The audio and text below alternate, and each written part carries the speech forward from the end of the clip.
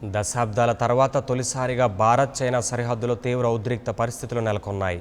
Sikkim, Bhutan, Tibet త్రికూడలి వద్ద Bharat China బలగాలు పరస్పరం పెద్ద ఎత్తున మోహరించాయి. ఇరు దేశాలు దాదాపు 3000 చొప్పున బలగాలను సరిహద్దులో మోహరించినట్లు సమాచారం. కాగా గ్యాంగ్టక్లోని 17 మౌంటైన్ డివిజన్, కలింపోంగ్లోని 27 మౌంటైన్ డివిజన్లను సందర్శించి పరిస్థితిని Indian army chief general Bipin Rawat సమీక్షించారు. అనంతరం ప్రత్యర్థులిద్దరూ పెద్ద ఎత్తున బలగాలను మోహరించి సెక్యూరిటీని పటిష్టం చేసినట్లు సమాచారం. తాజా పరిణామాలపై స్పందించేందుకు ఇండియన్ ఆర్మీ నిరాకరించింది.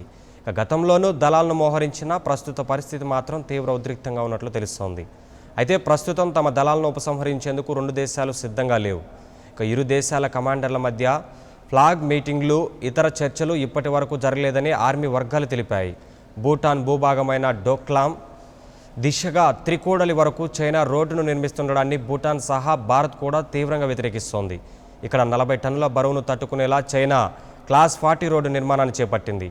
దీని ద్వారా యుద్ధ ట్యాంకులు, ఇతర యుద్ధ సామాగ్రిని తరలించాలనేది చైనా లక్ష్యం.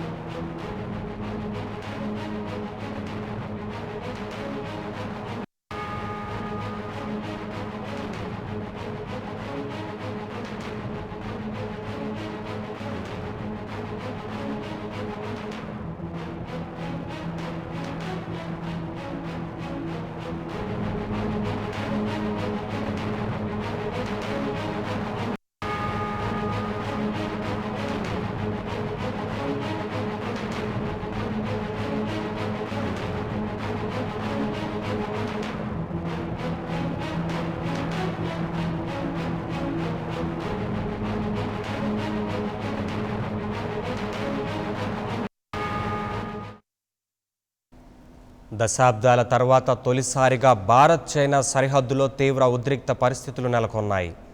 సిక్కిం, భూటాన్, టిబెట్ త్రికూడలి వద్ద భారత్ చైనా బలగాలు పరస్పరం పెద్ద ఎత్తున మోహరించాయి.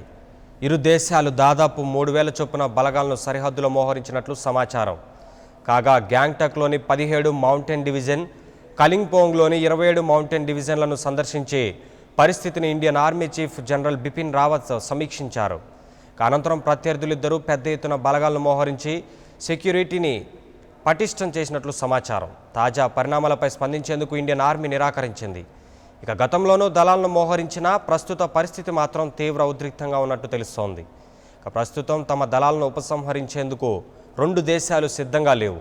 ఇరు దేశాల కమాండర్ల మధ్య ఫ్లాగ్ మీటింగ్లు, ఇతర చర్చలు ఇప్పటి వరకు జరగలేదని ఆర్మీ వర్గాలు తెలిపాయి. భూటాన్ భూభాగమైన డోక్లాం దిశగా త్రికూడలి వరకు చైనా రోడ్డును నిర్మిస్తుండడాన్ని భూటాన్ సహా భారత్ కూడా తీవ్రంగా వ్యతిరేకిస్తోంది. ఇక్కడ 40 టన్నుల బరువును తట్టుకునేలా చైనా క్లాస్ 40 రోడ్డు నిర్మాణాన్ని చేపట్టింది. దీని ద్వారా యుద్ధ ట్యాంకులు, ఇతర యుద్ధ సామాగ్రిని తరలించాలనేది చైనా లక్ష్యం.